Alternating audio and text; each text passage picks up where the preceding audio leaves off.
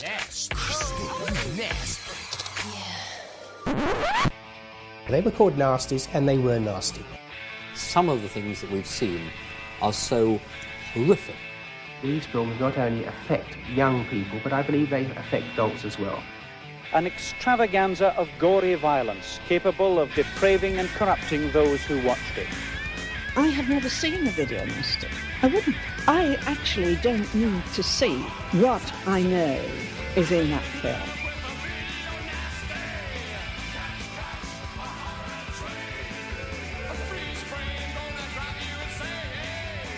And welcome back to another episode of Doing the Nasty Podcast. This is season number 2, episode number 24. We did it.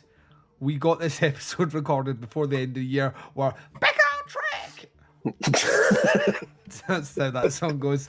Joining me as always on this whole season of Doing the Nasty is my long-suffering cohort. It is Mark Ball. How's it going? Hello, Doing the Nasty listeners. Happy holidays. Happy New Year, except for people that have different calendars and shit. Yeah, dude, I was thinking this morning, it's fucking wild that this is the end of year 2 of season 2 of Doing the Nasty. It's fucking flown in. I don't know where the fucking time goes, but yeah, we've been doing this for 2 years now, and I'm a little sad that I think year 3 is going to be the last year of this guy, because we'll be wrapping up the tier 3 list. Yeah, it's the last full year, but believe it or not, the show actually finishes, I believe it's May 2023. So we've got about a year and a half left. About a year and a half. And I took a look at that list one more time, and I would say maybe some of the worst movies are still to come. So... and that's included at least one of the movies on this particular episode, which, oh dear God almighty, there is a literal scene where there is a penis in a woman's mouth, and I'm talking about a real penis. Like she gobbles that dick, and then the camera goes round behind her and she's fully undressed, and I could see what she had for breakfast. So, like, right up that snatch. I was like, dear God, it's the first time I actually, we'll get to it because it's the first movie we're going to talk about. But there was a point where I was like, how is this a tier 3 movie? Like, yeah, no shit. Like, this is tier 2 easily, potentially tier 1. It kind of blew my mind. Like, just the level of kind of nudity, sex, and rape. Was that they were like, I don't know. I'm actually starting to think that some of those censors got lazy.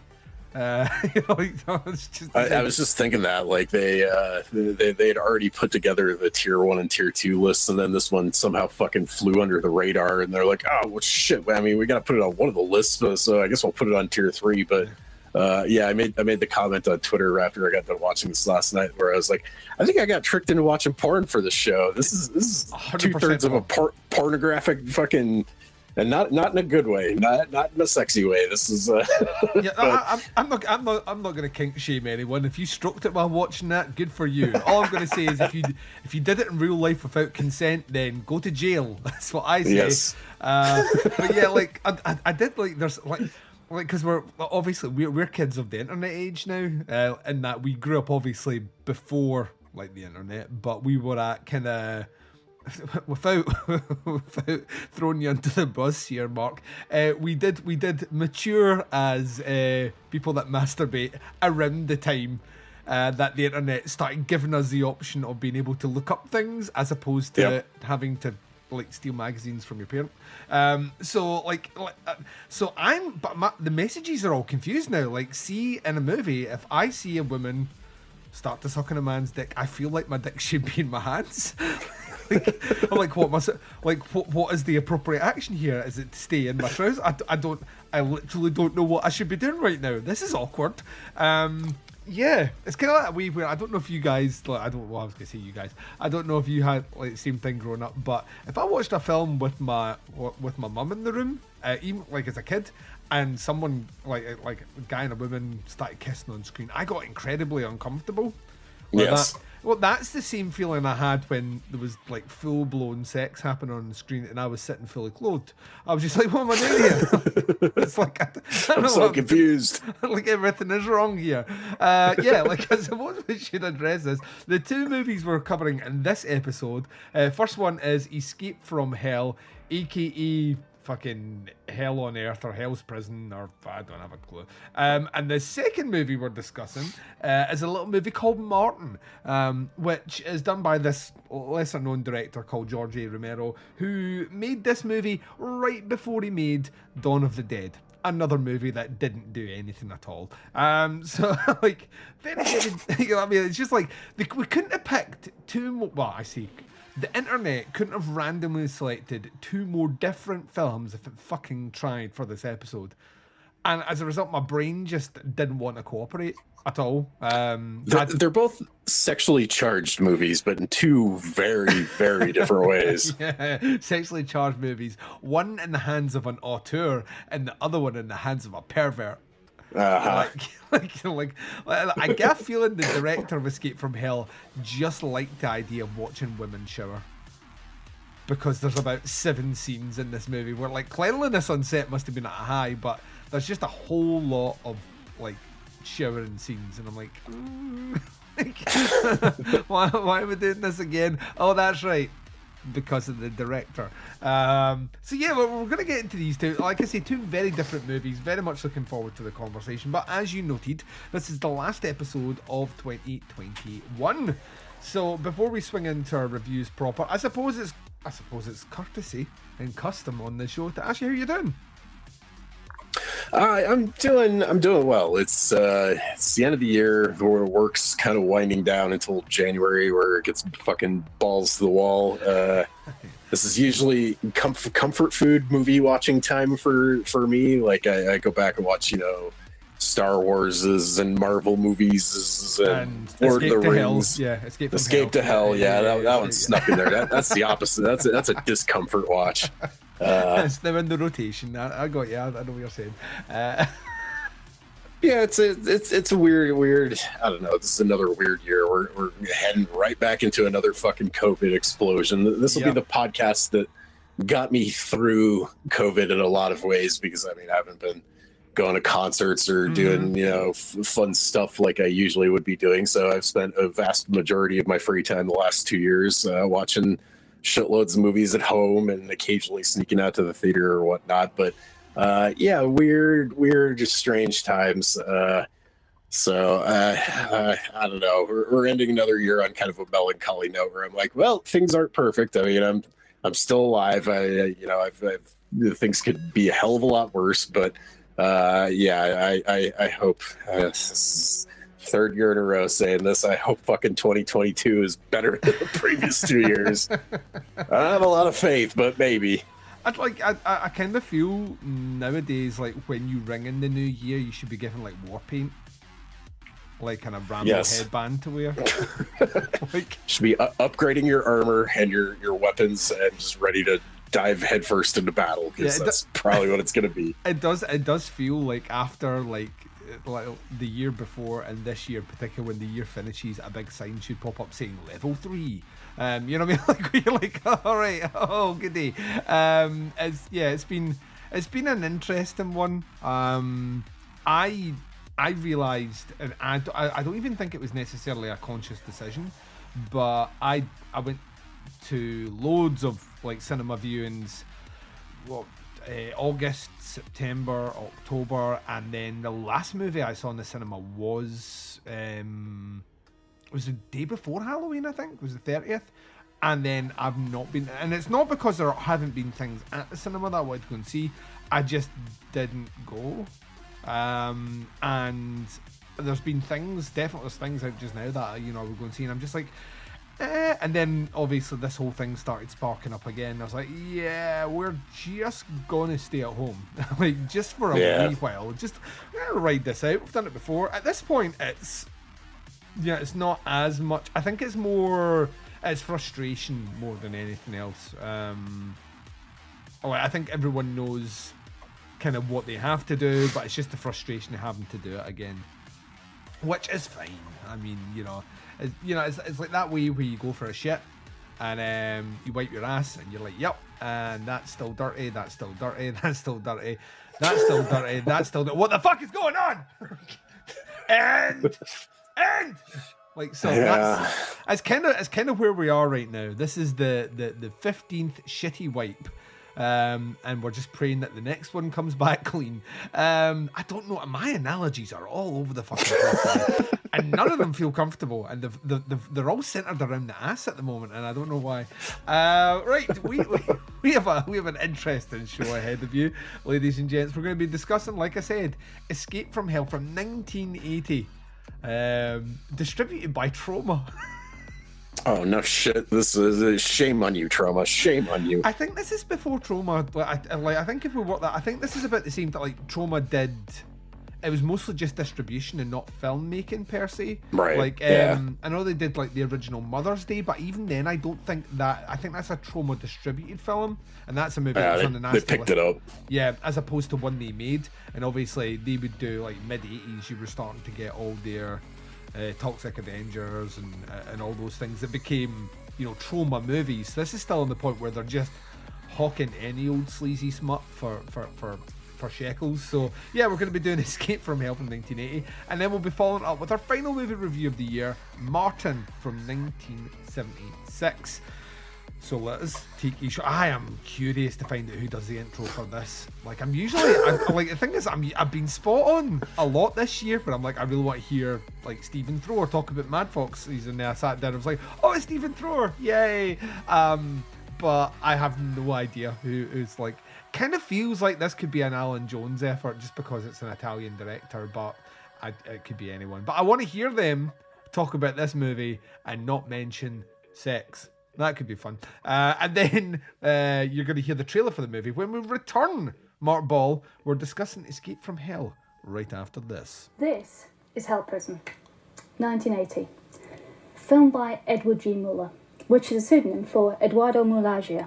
It's a woman in prison film. And you've got a bevy of beauties stuck in the middle of a forest who are in this prison camp. It's an interesting little film on the basis of the fact that it has some philosophical points to make about whether people are savage, brutal, and naughty because they are inherently bad, wrong, and evil, or because it's because of society. Now, I seriously struggle to think of another film whereby such points have been made with so many boobs in the shot. It's one of these things you do end up after about 5 minutes thinking, ow, one in the eye. And seeing how it was obviously kind of being marked for a male audience in the sense of you see various different types of girls. You've got the kind of pretty little femmes, and you've got this kind of butch prison warden who used to be one of the prisoners herself. You see the kind of different types of women that you kind of think, yeah, people are going to get, excited about seeing that. It's actually, in some ways, quite a difficult film to watch because there is a lot of torture involved in it. You see, for example, one of the girls at one point, she's kind of strung up,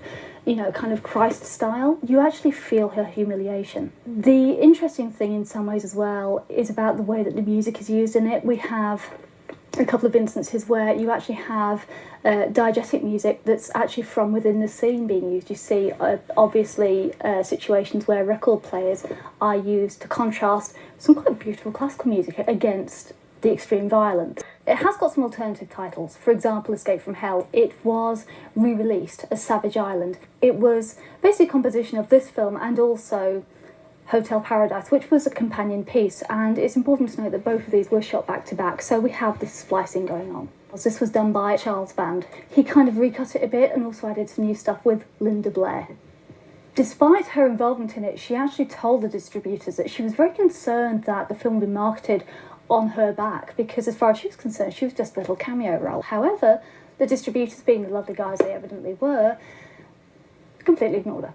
So in the publicity stills, she was essentially shown as being dressed like Sheena with the most amazing high heels and a bloody great bazooka. And welcome back, ladies and gents. So we're talking about Escape from Hell from 1980, originally titled Feminine Infernale, which I think means infernal females or female...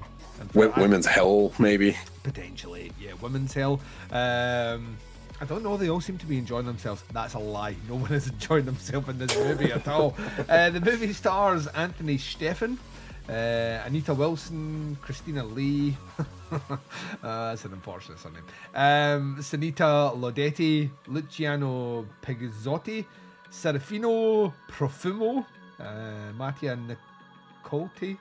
I have no idea. Bunch of sweaty Italians. A lot of sweaty Italians, and the Italians aren't meant for the jungle, Mark. They aren't meant for the jungle. This is all wrong. The synopsis for this movie is a women's prison camp is located deep in the tropical rainforest, because obviously that's where you would put a women's prisoner camp.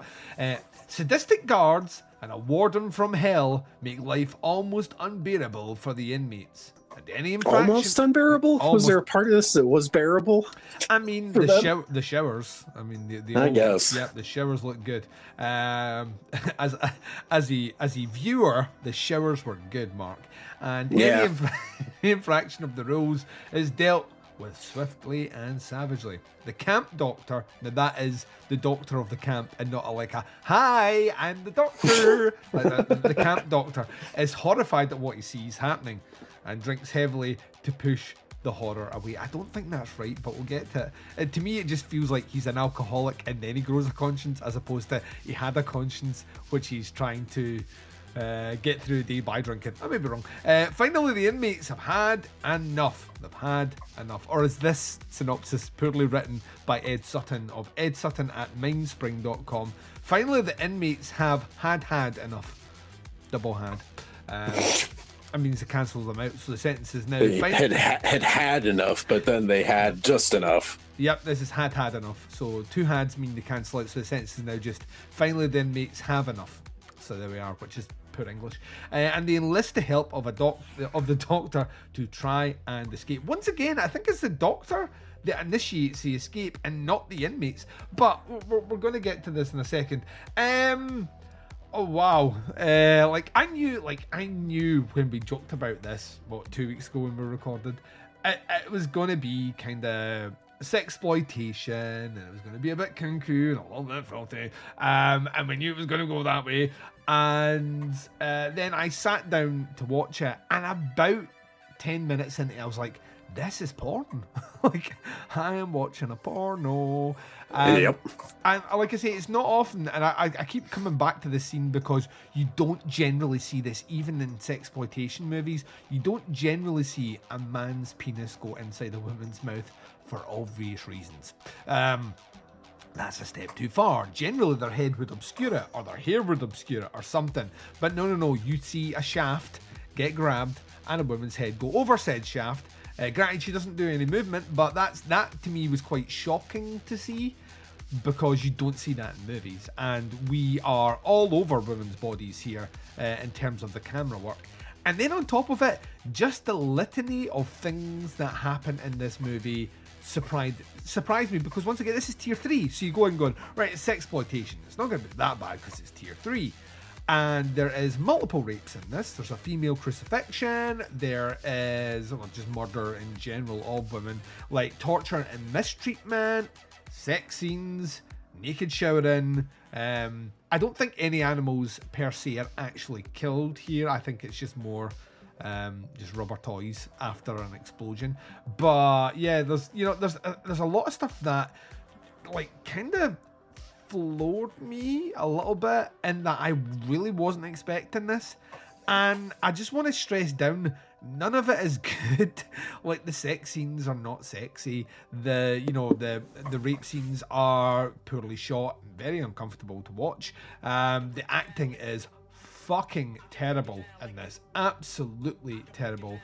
The movie only decides that it's a kind of a great escape scenario about 15 minutes from the end. And up to that point, it's just here's another atrocity, and then the last 15 minutes are oh, we need to finish this movie, right? Right, escape, yeah, everyone want to escape, right? Let's go.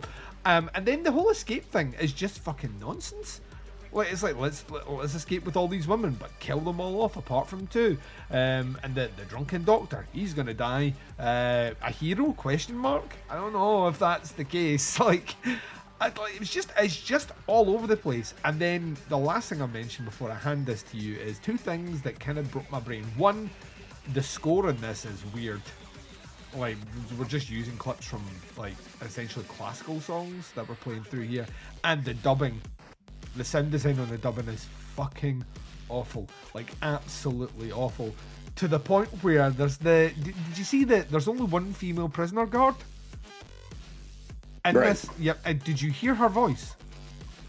Yeah, she talks like an extra on like a Peanuts cartoon or something. Or like Oscar the Grouch or something. I'm not really sure how to describe it, but it's extremely cartoony. Yeah, and it totally does not match what she looks like at all. Like even a little bit. Her actions, she's shouting at one bit, and the voice is all like colourful and happy. And I was like, what the fuck are we doing here? Like, what are we actually doing here? How did you... Masturbation aside, how did you get on with Escape from Hell? I also felt kind of blindsided by how extreme this movie was. We talked about it like on the last episode, and we were like, oh, it's gonna be a sweaty women in prison movie, which women in prison movies is a weird little exploitation subgenre that I'm not super familiar with because I don't get off on women being tortured so much. Maybe to a degree, but not so much in these kind of settings. And definitely not with like all the massive amounts of like 70s Bush and dudes with fucking weird biker Nazi mustaches. And if you ever want to go through that like tier 1 list to like basically kind of round out your knowledge of the Nasties list, be prepared for at least 4 or 5 on there. But they have a particular spin on them that makes them even more like weird and awkward, which is the Nazi sexploitation movie, right? And there's a few of them on the list. So but the thing is though, they're graphic, but they're not as like just right up porn as this. Like from those ones I saw on the tier 1 list, none of them have.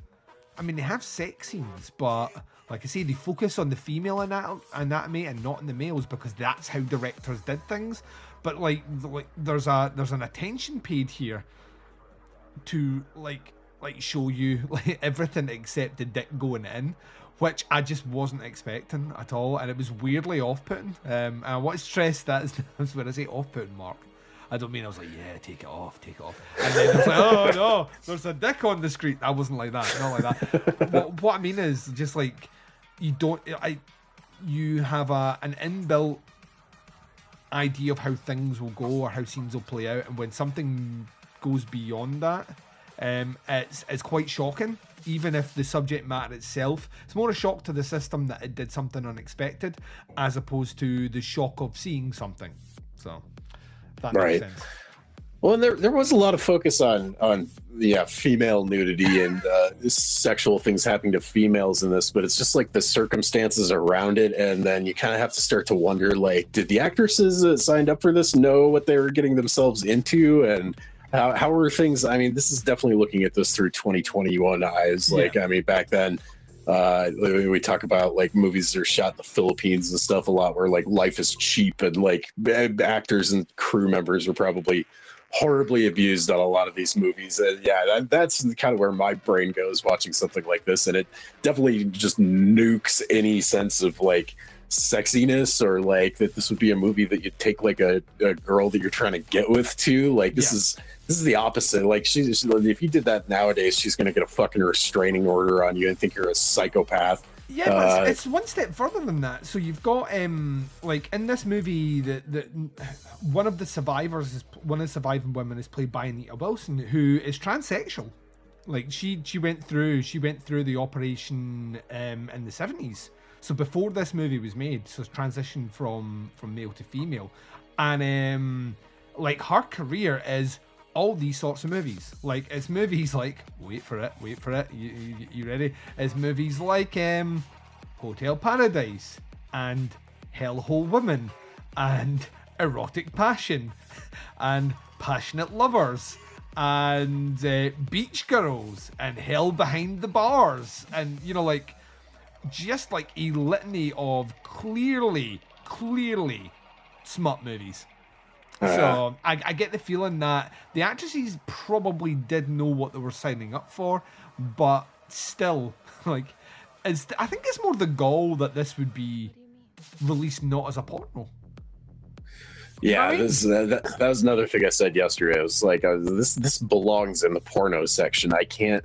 This is gonna be one of the very few times that I kind of side with the censors, and I'm like, this is not a movie that should have been fucking rented to people under the age of 18. Yeah. Sweet fucking Christ! Can you imagine picking this up at the video store? The clerk is just like, whatever, rent whatever you want. You're a fucking kid. You'll figure it out on your own, kind of deal. Yeah. And getting this home and fucking your parents like walking in, seeing you watch something like this, they would fucking beat the shit out of you, or they'd fucking ban you from the video store or something. Like, it's that meme that you get where it's like the movie I'm watching where no one's around and it's like a girl picking daisies, and then the one where someone walks into a room and it's like a scene of someone getting railed in this. Like, it's always the most awkward scene, and this movie is just a highlight reel of that. Yeah, it's 2/3 that, and like I don't know, really. I sort of started to get on board with this, and like you said, the very last 15 minutes, I thought that, like, if this would have been more like 1/3 torture and rape and porno, and 2/3 cool escape through the jungle movie, it would have been a lot better. But it's definitely not that. It ends extremely abruptly. Like, I think they just completely ran the fuck out of ideas by the time they got the budget. This movie. So it ends like everybody just dies and the girls float away on a fucking boat. No explanation. Roll credits. Yeah, the only way this movie could have ended better, because I'll be honest with you, when it finished, I sighed relief that the movie was over. But the only way it could have finished better is if, I don't know, she found a python, shaped it into a dildo and then railed the other surviving woman. It's like I'm surprised he didn't, because it did feel like, all right, we have 2 female survivors, all the prison guards are dead, they should make out now, and the movie doesn't do that. And I kind of felt like either we just ran out of time here, or we thought maybe that was one step too far. Who the fuck knows? Or there was a missed opportunity, or maybe I should be directing smut in a jungle, potentially, because that's where I was going with it. But yeah, it does, like, your movie is called Escape from Hell, or whatever that was, one of 5 names that it's called, right?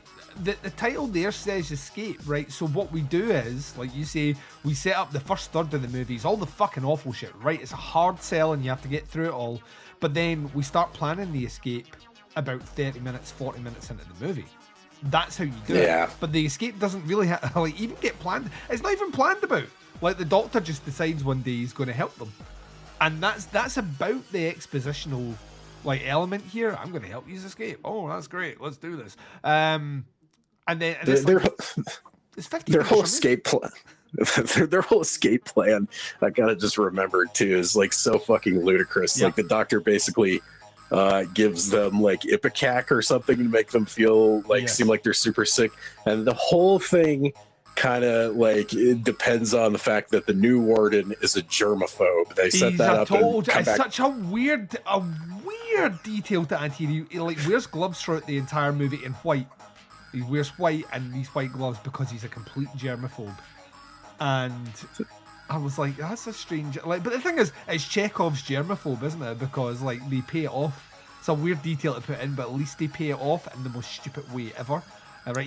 He's a germaphobe, but, if I'm sending all the girls out of the camp for whatever reason, I'm sending some guards along with them. Not the doctor that you already kind of don't trust and know, isn't down with your horrible torture and way you're treating the prisoners. But plus, he's the only doctor. If that illness stays in the camp, you need your fucking doctor there. Speaking of things from 2021 eyes, it's like, how did they know that not the rest of the camp was already infected with this made up floating baloney disease? It's it's such a fucking weird. I was just baffled by that whole fucking thing. And the whole thing is it's a lot of work to get through for almost no fucking payoff. This is a fucking slog to get through, and I cannot in good conscience recommend this to people. God, no. Not if you want. We both had to dig pretty deep even to just find this fucking movie. We watched this on like the dodgiest fucking movie website that I've seen, because this is streaming nowhere. Yeah, at least not in the States. It's nowhere. You know it's a dodgy website when the advertisement panels above and below are just like, "Wanna fuck me tonight?" Like, and it's just wanna grow your dick 3 sizes? It's a picture of a dick. Yeah, well, want to play my new favorite ad that pops up now is want to play. It's like a computer game. Want to play a computer game that makes you come in 20 seconds? And I'm like, who wants to come in 20 seconds? Like, that's surely. I mean, there's no time to enjoy anything if that's what happens. I've set aside at least 10 minutes to fap, But it's like, those are the ads above and below, and I'm like, yeah, this is apt for the movie I'm watching, but at the same time, I shouldn't be on this website. It's where it belongs. Then this is the opposite of like Mad Fox's, like where we were talking last month. If they put out a $100 Blu-ray, both of us would buy it in a fucking heartbeat. Yeah. If they put out a $5 DVD of fucking this movie, I would not only not buy it, but I would shame my friends if they bought it and be like, that goes in the closet with the rest of the fucking dad movies, the fucking smut, the porn. That doesn't belong with the good movies. I don't think this will ever, like, because it's never been released in the UK after it had a limited. I did a bit of research on this. I got a limited VHS run early 90s, and it's never been released in the UK since, so it's never made it into DVD or Blu-ray or whatever. It never will over here. For once, this is one that I'm okay with. America being under different standards is more likely to receive an American release than it is to get a UK release, because if they did, I believe there's about 3 minutes of cuts to that VHS version. So the BBFC at the time were like you need to take at least 3 minutes of this movie out. Which feels light. I can't imagine what they must have cut. I mean, it must have just been like just vaginal lips like on the entire fucking screen, because they do more kind of sexual violence. Like that is the BBFC over here have a weird thing where they're relatively okay with nudity, like because you can slap an 18 on that and say nudity, and that's a warning. But see, sexual violence is like a no-no. So like you can see someone get like their bills taken out, but if you cut a nipple, your movie's banned, and that's the hypocrisy of it. Like is so strange. But yeah, it's unlikely to get a release. And I'm like you, I'm a bit of a completist. If a nasty movie gets released, unless it's one that I genuinely despise, I tend to buy them. You know, I tend to pick them up because it's another movie that I can throw on the pile of movies that are at one point unavailable without a policeman chapping your door and taking you away. But I don't know. Like at this point, I don't know why anyone would want to own this. Like it's not. The thing is, it doesn't even have that campy. It's not good, but it's entertaining factor. It's just not entertaining. It's just kind of skeevy. It's just kind of yucky. You know what I mean? It's a gross movie like to watch, and it made me appreciate porno movies where the plumber comes in and does fix the washer dryer. You know, like before he leaves it. Yes, he's going to rail your stepmom while he's in there, but when he finishes railing her, he's going to fix that washer dryer and then leave. Job done. Problem solved. Everybody's happy. Everybody busts a nut. Yeah. Everyone goes home. Everyone's smiling. So it did make me. This movie made me appreciate the skill and craft in something like that. But as a movie, I would never recommend. I don't think, unless you are on a mission to find every kind of sexploitation movie ever, then maybe watch this one. But like out with that, even tier 3 completists, I know it's difficult to hear someone say skip over it, but there really isn't much merit here at all. And it is like is kind of as gross as you think this movie is, and with gross I mean sweaty old men filming young women fingering themselves. That kind of level of gross. As gross as you think it is, it's kind of more gross. So, which makes the like I was thinking about this, like grade wise, where the fuck did I come in with this? Because none of it is done well, right? So like when I watch like a Last House on the Left, Right, that stays with me. If I watch I Spit in Your Grave, that stays with me. None of the rape scenes are done particularly well, and it has graphic sex in it for sure, and torture, but even the torture scenes are pretty shit. That I can't in good conscience, even though I feel this is one merited for one of the higher tier lists, I can't say this is hard time. So I'm probably going to come in with community service for this one, the second highest grade, taking into account that the highest grade is hard time, second highest grade is community service, third one is slap on the wrist, and fourth one is case dismissed. I'm probably going to give it some community service because, yeah, as smutty as it does get, it's just not very good at anything. Like, I can't imagine anyone watching this and going, oh, they murdered a woman. You know what I mean? Like, I just can't see that, you know, oh, that snake really died. There's a hilarious scene. I bet pissed myself off. When this, like, the woman's in the mud, up to her neck, just up past her tits. She's been put there as punishment, and this supposed kind of python or anaconda maybe comes towards her, and the assumption is that the snake has ate her, and in the next scene, this clearly skinny snake, like if it ate a human, the human would be inside it, but this clearly it's like a garden snake. Yeah, this clearly skinny snake just like goes away, and the assumption is it's ate her. And I'm like, that's not how that works. Like, if a snake eats an animal, it goes in the shape of the animal and then is digested, and it doesn't fucking move until it spits the bones out. But God bless them for thinking that was going to be something that anyone believed in. And what grade are you giving Escape from Hell? Oh man, I'm super tempted to give this hard time, which is ironic because this is a women in prison movie. I thought you were going hard as in like dick hard, you know what I mean? So. no, that'll be a soft time movie in this case. Soft time movie, that's the worst fucking. Because yeah, I mean, this is there are no fucking ideas behind this. This is some sweaty Italian dude's rape fantasies put on film, and when I think about it like that, I'm like, yeah, this is the kind of stuff that I kind of dread watching for this show. Like, that I got absolutely no fucking pleasure out of this movie. Like and you were talking about like the scene where the chick gets like buried up to her neck or whatever.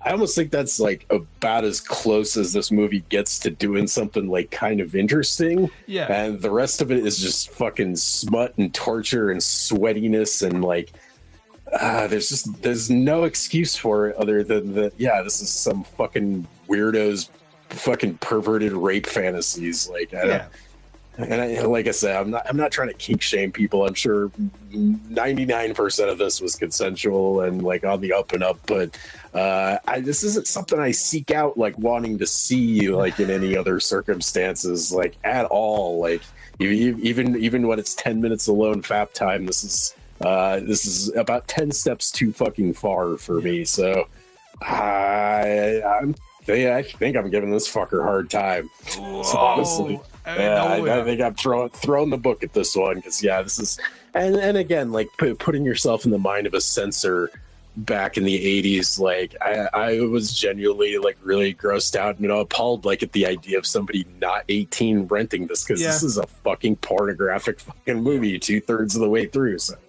this is you're going away for a little bit. Hell women prison, whatever the fuck you're called.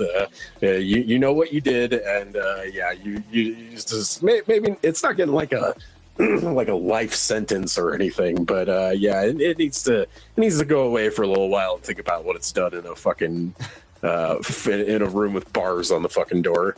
And needs to be put in a jungle prison camp. Yep. I'm glad that we've come to that. That's Escape from Hell. We're spending no more time talking about this stuff. Instead, we're going to turn our attention to, I mean, arguably a forgotten classic. Which one of the best fucking movies that's come up on the tier 3 list. I'll go ahead and say that right 100%. 100%. Like, Romero has a few movies on the tier 3 list, and all of them are fucking awesome.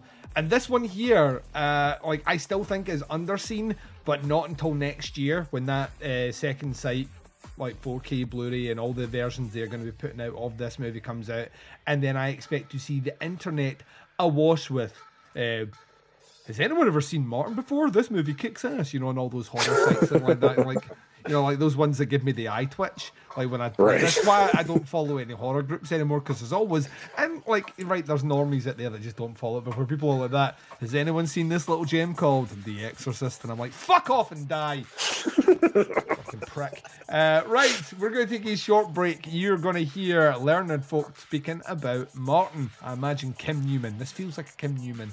And then, yes, you'll hear the trailer for Martin. When we return, myself and Mark will be discussing Martin right after this. George Romero's favourite film, and the one he thinks is the best directed, is Martin on Hello Video.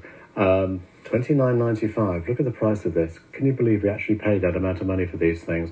Especially with quotes saying how fantastically gruesome it is that aren't attributed to anybody, which was, of course, a typical video trick from the time.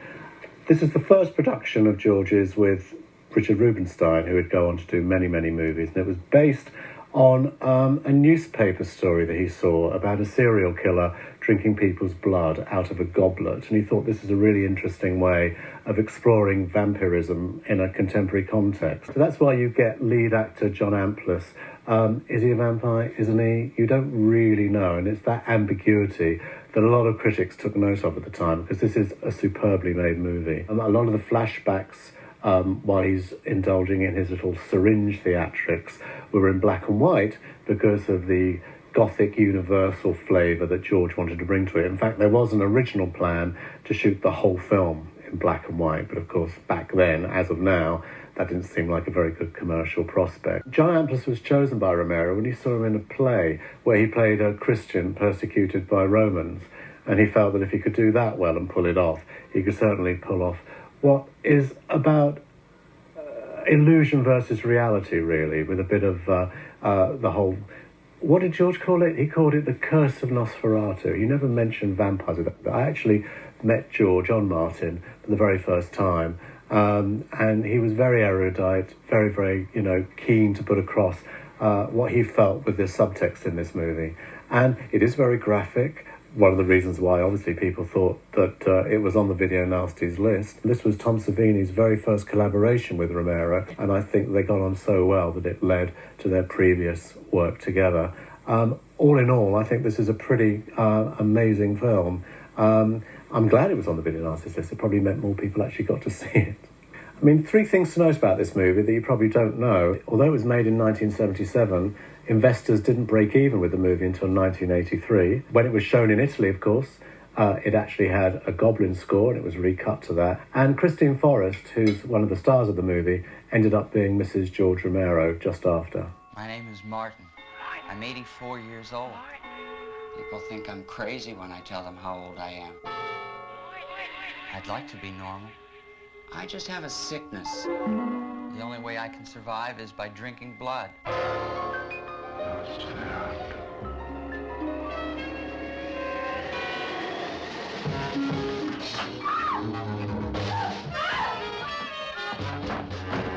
It's not easy living the way I do. I have to be careful all the time. But I'm pretty good at it. I think as I get older, I get better. I haven't been caught yet. Martin, another kind of terror.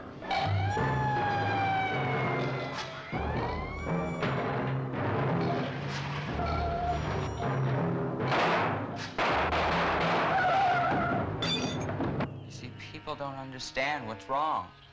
They think that I'm a monster. They think I'm a vampire.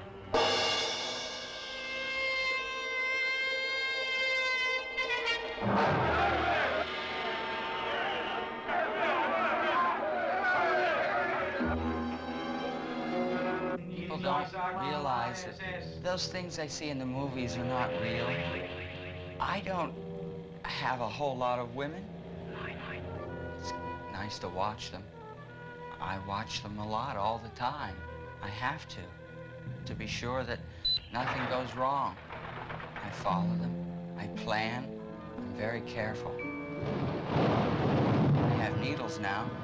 I can use them. I can put them to sleep.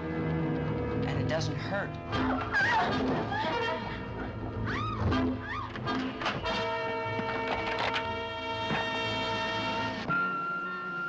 Martin, another kind of terror. I would like to be like everyone else. I have to do things that I don't necessarily like to do, but I want to stay alive. I do need blood.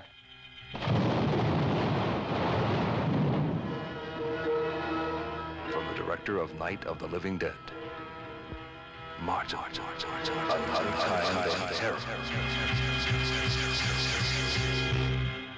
And welcome back. So you've just heard the trailer for Martin from 1976. This one written and directed by the late great master of horror George A. Romero. The movie stars John Amplas, Lincoln Mazel, Christine Forrest, Elaine Nadeau, Tom Savini, Sarah Venable, Francine Middleton, Roger Kane. It's gotta be Kane! Sorry. Read it and then I go off one. Georgie Romero, James Roy, and some other folks in here for sure. Synopsis for this one is listed on IMDb is a young man who believes himself to be a vampire goes to live with his elderly and hostile cousin in a small Pennsylvania town. It's Pennsylvania because it's Romero, where he tries to redeem his blood-craving urges. I'll give you one of these little weird factoids about Martin. The first time I ever saw Martin was I got the original Arrow release for this way back. I'd not long been podcasting, so like 2013, and I watched the wrong cut of the movie. So have you ever seen the Argento cut for this? No, I didn't even know that was a thing. Oh, dude. Like, I shit you not, this is a real thing, and I don't want you to laugh, right? You keep a straight face. Argento did a cut of this movie for purely the Italian market called Vampire. Huh. Which is, it's basically a more A to B to C version of this movie, so it extracts a lot of the time jumping around and it kind of orders it in a more linear fashion, but also has goblin scoring the entire movie. So okay, that part may be kind of on board, although I do really like the music in the American cut of this goblin soundtrack.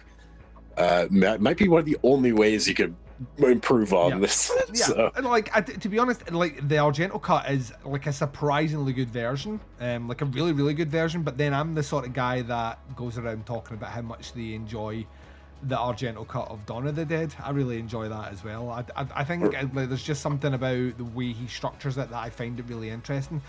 That being said, the original cut is the better cut. Like I like the like Romero.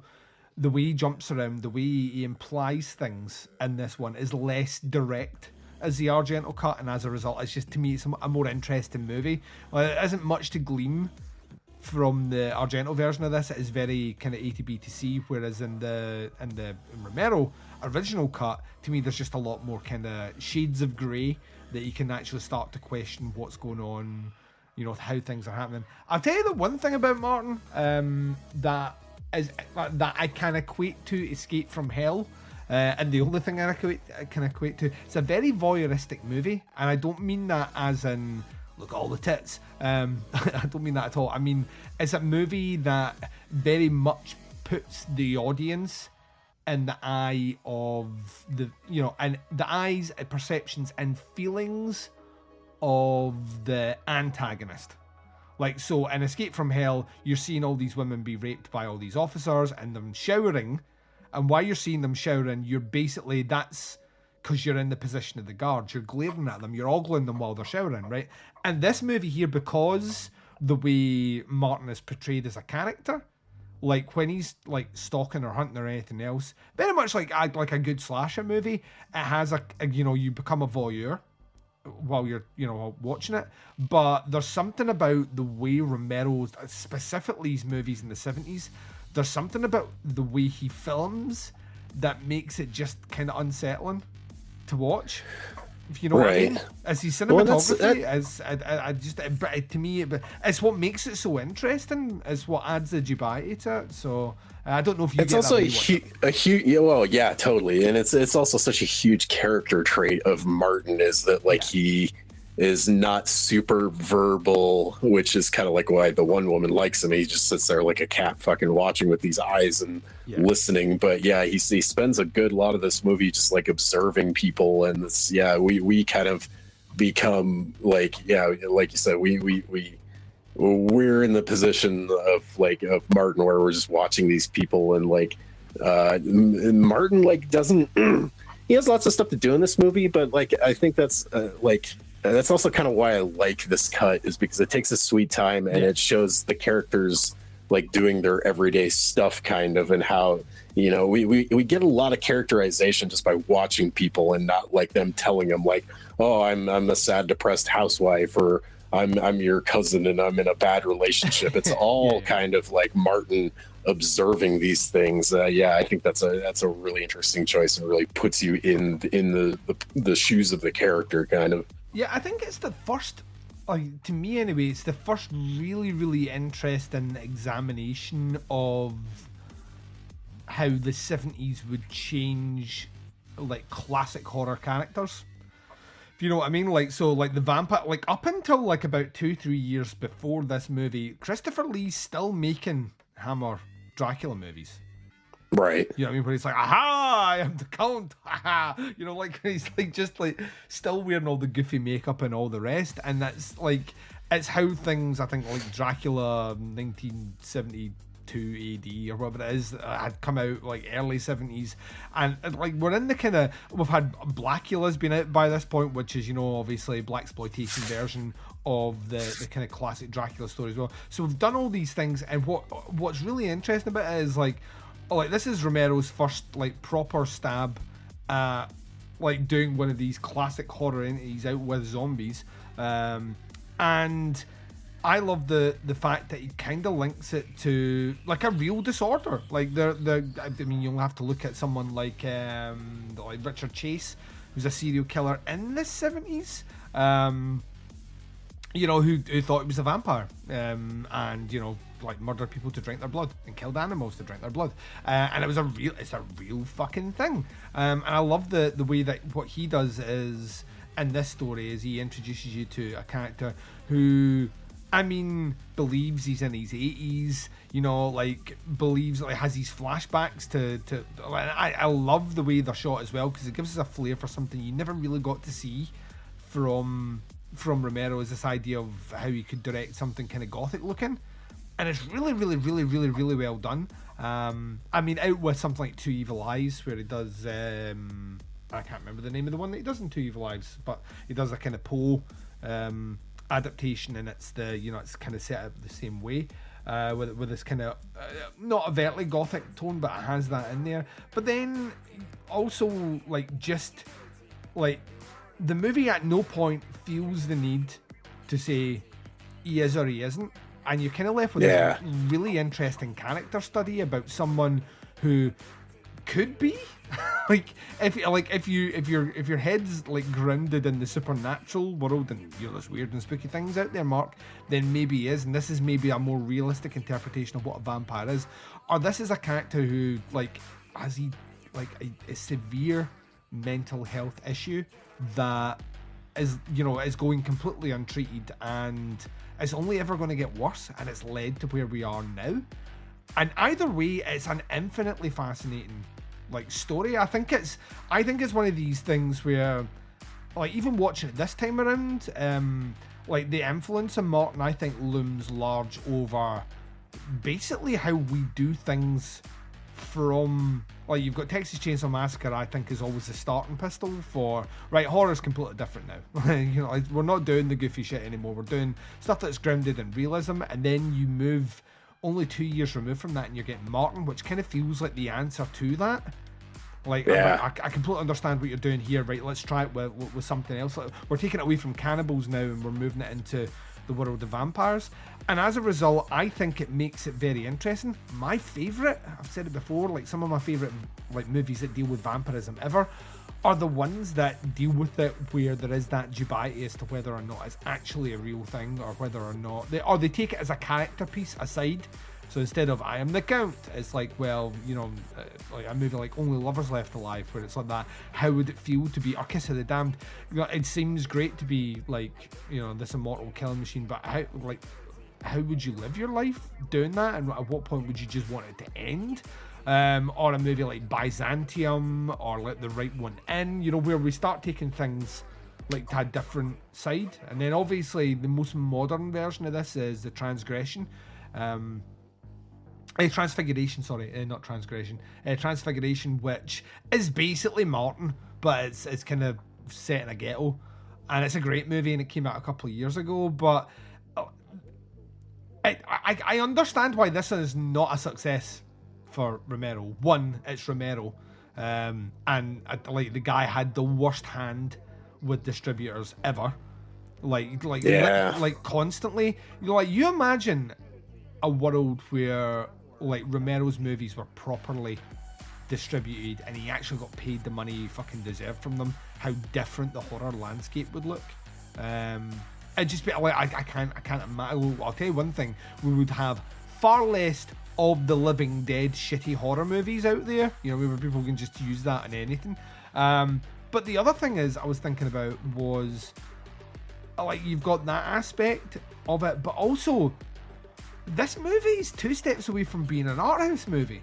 This feels like an art house movie. It's a, you know, a strict character assessment of someone who may or may not be a vampire. And I think that's a hard sell for audiences who have spent years watching movies where it's, oh, well, you're clearly a vampire, look, you've got fangs. And now you're expecting me to walk right where you've got syringes and razors and what is this movie? And I think that's always going to be a hard sell. So yeah, it's a little too heady for the like drive-in and exploitation crowd, I think. Yeah. I think that takes that, you know, to me is that hits I'd like a side where this movie is always going to play great with me, because I like movies I like big character studies. I like movies that have a kind of woozy art house aesthetic. I like movies that make me question what I've seen and, you know, like kind of go over and over in my head after I've seen it.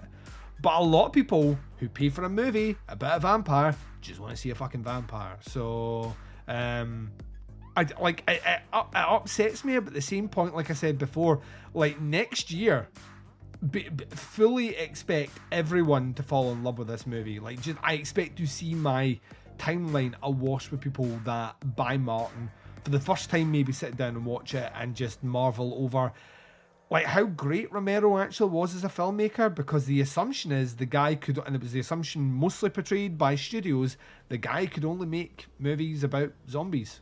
And that's because towards the end, that was all they'd finance him to do. So it's kind of weird. Yeah.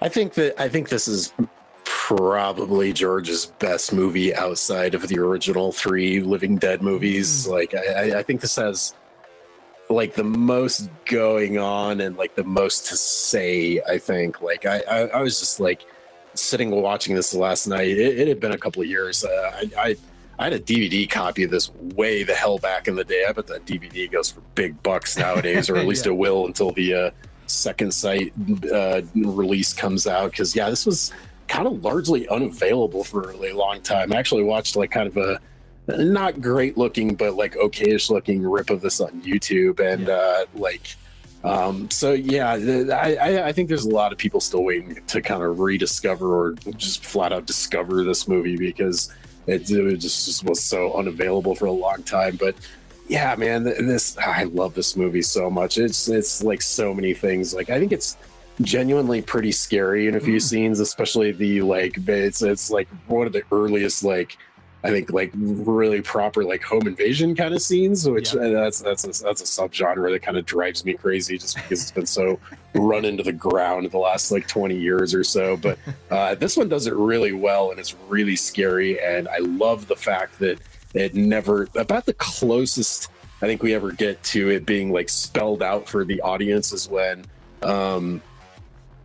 Martin's 2 cousins are talking when he's like not in the room, and Christine Forrest, that's George Romero's first wife. She's absolutely adorable in this movie, and like you don't want anything bad to happen to her, because she's amazing, and like she feels bad for Martin, but she has a line where she's like, he's clearly mad, and you and this bullshit like vampire stuff is what's driven him mad. Yeah.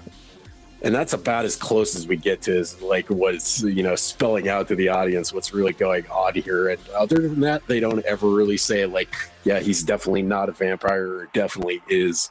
And I love that. This movie definitely has a lot to say about people's relationships, particularly women's relationships, because almost every woman that he encounters in this movie has something like that kind of going on. Like there's his cousin who's like kind of in a relationship with Tom Savini.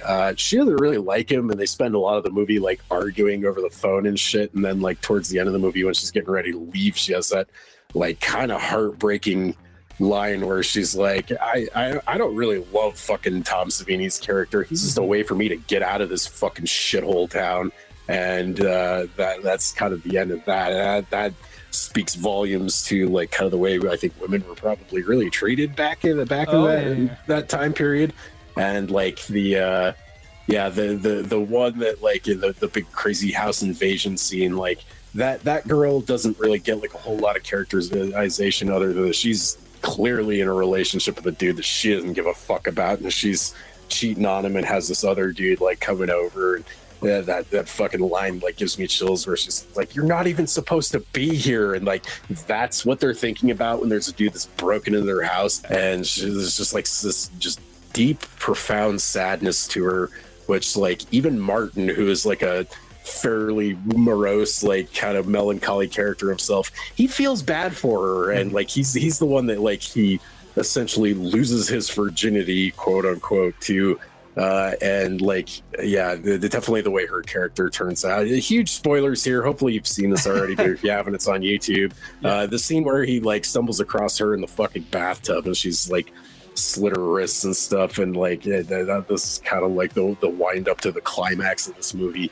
That shit is fucking devastating, man. It's so sad because you genuinely like really like this lady. Like we spent a lot of it. She's yet another one of the like few like handful of characters that are like really genuinely nice to Martin and treat him like, you know, mostly treat him like a normal person. I don't know. She's kind of treating him like a sex object, and like he's the younger, hotter upgrade to her fucking awful husband that she doesn't really like. And so yeah, I think a lot of the more interesting parts of Martin aren't necessarily Martin himself. Like he, I think, is a fascinating, especially for the time, version of a modern day version of a vampire or whatever. But the supporting cast in this is fucking fantastic too. Like they all get like little beats, and it just like builds to this like, you know, it builds the world around him. And like Pittsburgh itself is kind of a character. Like they really make it look like shitty fucking like late 70s, early 80s New York. Like there's like lots of shots of Martin just walking up and down the street, and he, even though there's people around him, like you just get such a sense of fucking loneliness, and like these people are just like on their own out in the fucking concrete jungle, and nobody's happy, and everything kind of fucking sucks.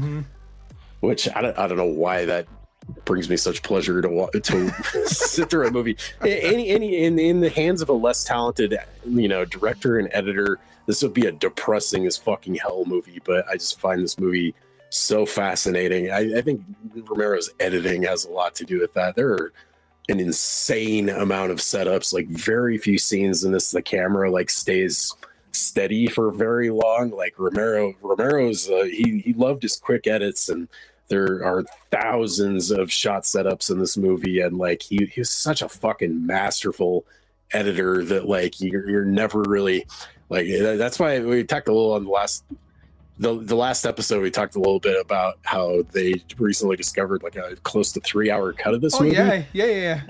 Like which I would totally watch. I love the idea of that. I wanted to spend more time in this world because I thought these characters were so fucking interesting. I mean, yeah, I'm curious. I definitely like if Second Sight managed to put it out, which I'm kind of hoping they will now that it's been discovered, because you wouldn't have the definitive version if you don't have that. So I'm kind of hoping it goes out there, and I will watch it. I mean, with that much stuff taken out, I do think there's a risk of finding the balance. Like, I think the balance in this movie is surprisingly good for, like, it feels like a slow burn, but it's not a long movie. And I think that, like, they've got that, you know, they've nailed that down really, really well. My concern is when you add an extra hour and 15 minutes in, it's where do we build that? So if it's more, like, really grounding the idea of Martin as, like, this, you know, we spend a lot more time trying to, you know, break the psyche of Martin, then I think it's an interesting, like, exercise. If it's just like scenes of him, you know, elongated scenes of murder or stuff like that, I don't know what that necessarily brings. So I'm super curious though, because it's all black and white as well. It's a black and white extended cut of the movie, which to me, like, you mentioned extended cut of movie, black and white, my dick gets hard, and that's just the way it's just the way I'm wired, Mark, and I don't apologise to anyone about it. We'll never do that. I only accept nudes tastefully lit and in black and white. So I'm just letting the listeners know. But yeah, I think the thing about this one is it feels, I think a lot of people rightly will say, you know, like a movie like Dawn of the Dead is kind of peak Romero. It's Romero flexing and, like, with, you know, all the things that we associate with him as a great director, with something to say, a medium to do it, and kind of pushing the boundaries of how films are just constructed and delivered, and being, like, super smart, but not being obnoxiously smart about how he's doing it. And, like, to me, Martin has all that in there. It's just, like I said before, it's his slightly harder sell. But if you give it the time, I think there is so much to glean from this that you will literally be in a position where you are, you know, like, this to me is one of my favorite movies about vampirism movies, serial killer movies. I always go back to Martin because I was talking about its influence. Like, I'm currently at the moment going through the whole Dexter TV show, the new season that's out, which is fucking excellent at the moment. But I was thinking about even how Dexter kills someone, you know, arrives with a syringe and checks out, like, all this stuff. I was like, all right, that, like, just the way he stalks people with these.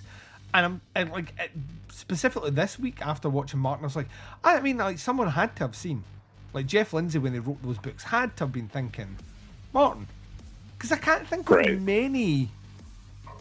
I can't think of many movies before this where the killer, as part of his serial killing MO, is inject someone to incapacitate them and then do whatever they do to them. I just can't remember that being a thing. So yeah, I was so happy to return to this. I'm with you. I think if you were doing like the Oscars of the tier 3 list, you know, like, Martin's definitely in contention for an Oscar, like, you know what I mean, in terms of quality.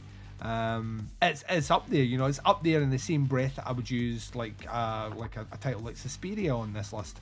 They all occupy that same bubble, so it's kind of fucking amazing, and I can't wait to have a new version of it, a new shiny version that can sit in shrink wrap for 3 years before I get around to watching it, but them's the breaks. Let's talk about grades for this one. I'm super curious to see where you land. What would you give Martin?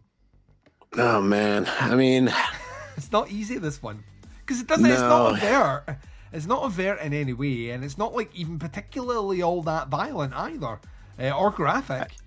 But I think you really got to put yourself in the shoes of a censor in the 80s and, like, consider that, like, this was pretty groundbreaking for its time. They probably had not seen. I mean, like, we rattled off like at least a handful of movies that kind of borrowed from this and explore similar ideas, but I don't think there was a whole lot like this when it came out.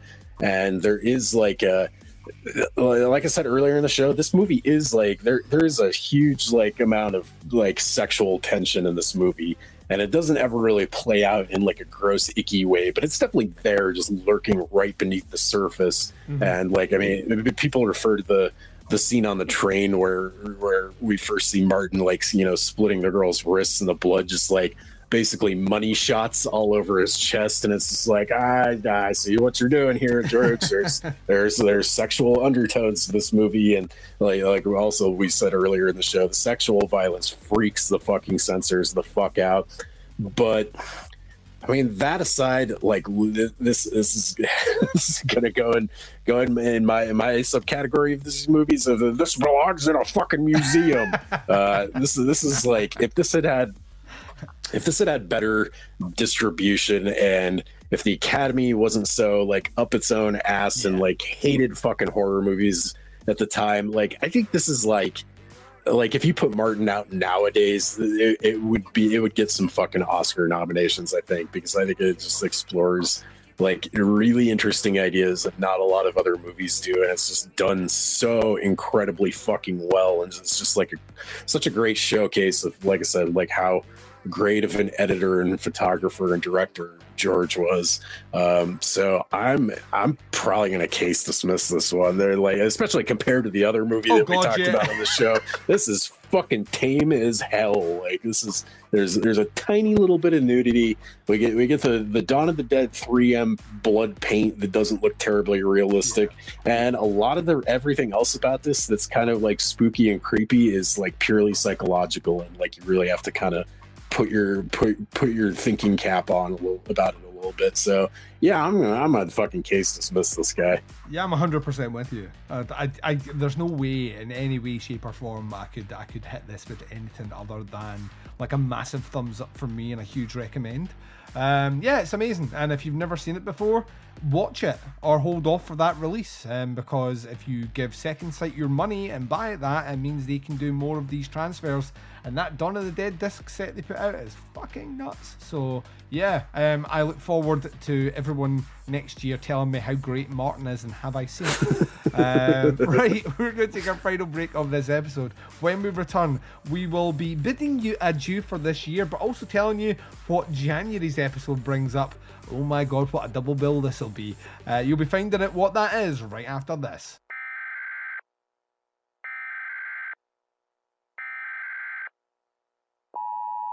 This is a test of the emergency podcasting system. Listen to the Psychosemantic Podcast. Politics, movies, and political movies. Find us on Facebook, iTunes, Stitcher, legionpodcasts.com. The Psychosemantic Podcast. And you've been listening to Doing the Nasty Podcast. This has been season number 2, episode number 24. That's right, we have finished our second year by giving you reviews of Escape from Hell, and Martin as well. Now, Mark, in 1 month's time, we shall return in a brand new year, the year 2022, and we will be tackling straight away as our 2 movies, a mediocre slasher movie, and a absolutely bonkers, I can't wait to talk about it because I've not seen it in years, supernatural movie. So let's give the people out there some knowledge as to what those are. So the first movie we'll be discussing, which I class as a mediocre slasher movie just because it is so long, it is almost 2 hours long, is Happy Birthday to Me from 1981. Which I have seen many years ago. I've kind of forgotten some of it, but yeah, it'll be an interesting one to revisit. Yes, so that's the first one. The second one, oh yes, now we're talking, is Mausoleum from 1983, which is my god, it's absolutely fucking bonkers. So dude, I fucking love Mausoleum. That was a blind buy during one of Vinegar Syndrome's Black Friday sales. You can still get the Blu-ray of this from Vinegar Syndrome fairly cheap. I think it's like $15 or something. Yeah, if you're into stuff like like Mad Foxes and Massacre Mafia style, Mausoleum is going to be another one that's like way up there. I cannot fucking wait to talk about that movie. It is a ton of fun, and I'm really looking forward to it. So that's what we're going to be kicking off the new year with. Happy Birthday to Me from 1981 and Mausoleum from 1983. The director of Mausoleum, interestingly enough, only ever made 4 movies, and all the titles are absolutely amazing. So his first movie, 75, called Super Seal, as in SEAL, which makes me think of the singer. Like, so, Kissed by a rose. Yeah, but imagine I'm dressed like Superman. That's a music video. Buzz Lightyear made in 1983. In 1999, so big gap in between movies, he did a movie called Raging Hormones. And then... Which is kind of a way you could describe Mausoleum. Oh, 100%. And then he did a TV miniseries in 2015 called The Adventures of Turkey Dude. Okay. Turkey Dude, huh? All right. I don't know what the fuck that is, but there's literally no information on this. Gene Snitsky, who was a WWE wrestler, plays Turkey Dude. Huh. I'm not.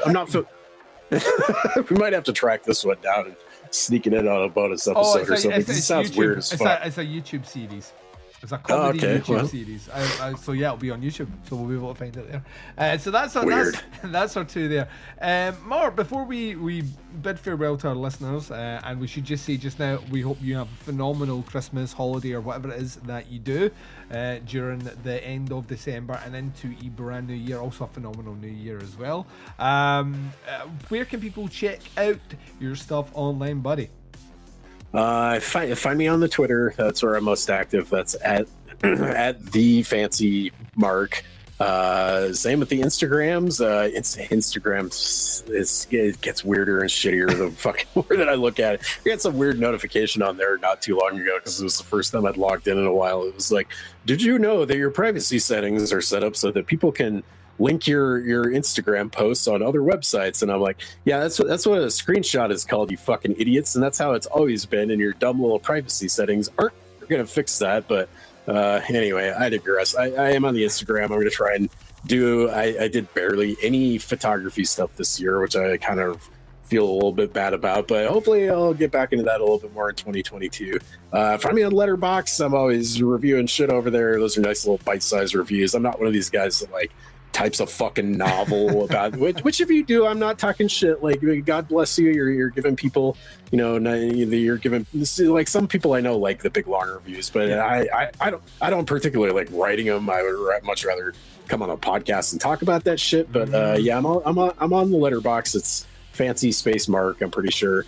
I think that's about it as far as podcast stuff goes. We're gonna try and squeeze in one more of the Psychosemantic cast sideshows where we talk about comic book movies. Nice. And we have abandoned the idea of trying to do all of the Marvel movies like in order with like jumping back and forth like every other episode. We're basically just going to do whatever we want. We're going to end the year on the fucking 2012 masterpiece fucking Dredd. And nice. I read a bunch of Judge Dredd comics kind of in prep for that. There's a great documentary. It's on Tubi. I think it's on YouTube also, called Future Shock: The Story of 2000 AD. Yeah, Arrow put out.